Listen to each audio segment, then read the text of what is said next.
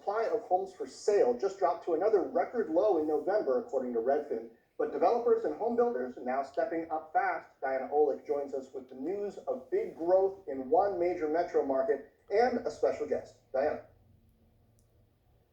John, Phoenix is one of the fastest growing markets in the nation, with home prices there soaring due to very low supply. But the Hughes Corp just announced its purchase of 7,000 acres 30 miles outside the city for a master plan community of 100,000 homes and 55 million square feet of commercial space. Joining me now is the CEO of Howard Hughes, David O'Reilly. David, thanks so much for being here. Thrilled to be here. Thanks for having me. I want to ask first, we see huge demand from both renters and buyers. What share of these 100,000 homes do you expect will end up as rentals or for sale homes?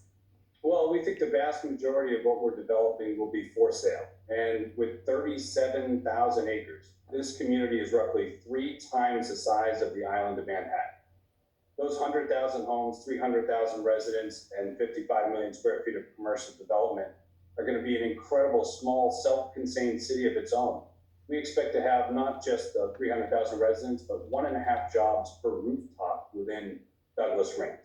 And we'll be selling our first 1,000 lots early next year. Now, you're selling those lots, obviously, to the big name builders. And when you talk to any builder out there, they talk about supply constraints. They talk about rising costs for materials. We just saw lumber start to spike again. You'll be working with big names like Toll Brothers, Lennar, Taylor Morrison to build these homes. Are you concerned about the pricing and what that's going to mean for this, especially if they pass it on as to the buyers?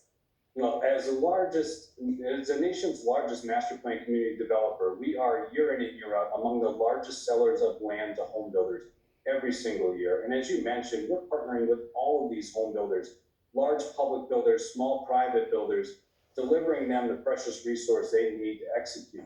Today, we see that supply-demand imbalance at its height. There are very few developed lots available. Phoenix is a perfect example. There's a shortage on the ground in Phoenix of 630,000 housing units and less than 40,000 finished lots on the ground to meet that demand. That supply-demand imbalance has put pricing into the hands of home builders.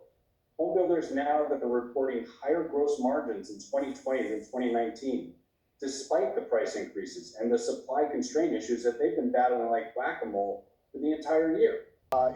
As those rise and perhaps affect demand on that side, even as costs, as Diana mentioned, are rising? I think it's a great question. And the natural and knee-jerk reaction is higher rates impacts affordability, home sales, taper.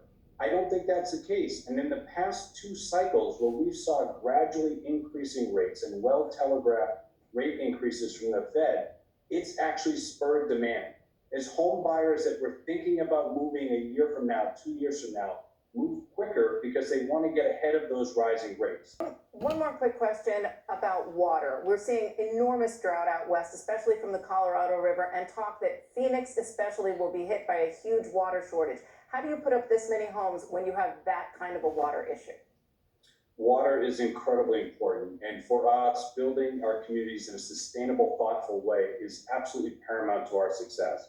We have water rights in place for the entire first phase of this development and expect to secure water rights for the remainder, largely relying on the Hassayampa River basin that lies directly underneath Douglas Ranch. But we've developed a community in the desert already, Summerlin outside of Las Vegas, where we've employed some of the market-leading water conservation technologies and conserve much more water than are required of us by any local regulations. It's those same market-leading technologies that we're going to apply to Douglas Ranch that are allowing us to be a market leader, conserving as much water as possible, allowing us to develop more homes than someone who's not employing close to the level of technologies that we are.